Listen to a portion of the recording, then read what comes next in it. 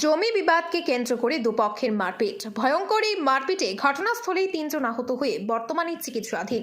ঘটনাটি সংঘটিত হয়েছে মঙ্গলবার কাছাড় জেলার কাটিগড়ার ময়নারপাড় গ্রামে।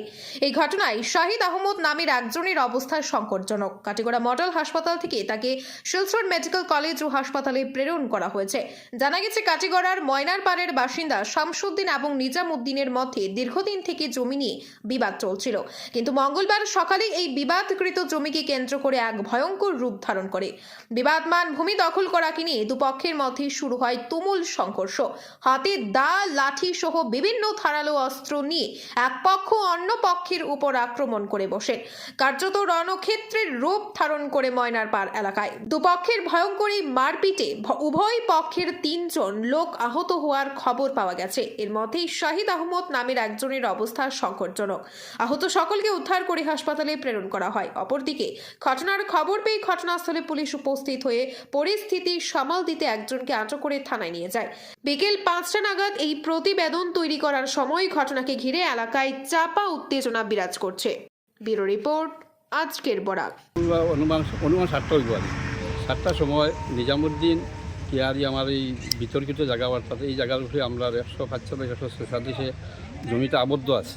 ডিস্ট্রিক্ট জজের মধ্যে কেসটা চলে। আর কুতুবুদ্দিনের নামে আবার ওই জায়গার উপরে আর একটা 144 আছে।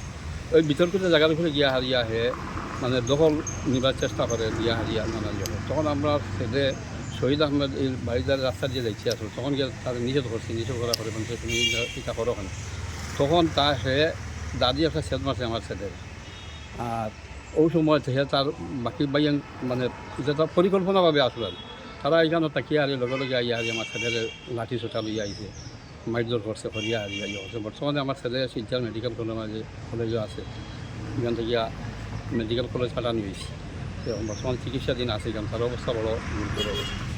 যাই হোক, এটা আমার মানে আমি এখন একটা এজার দিছি, যদি আমার ছেলের কোনো কিছু হয় তাহলে তো আমি একটা এজার দিছি বাধ্য হয়ে যায়।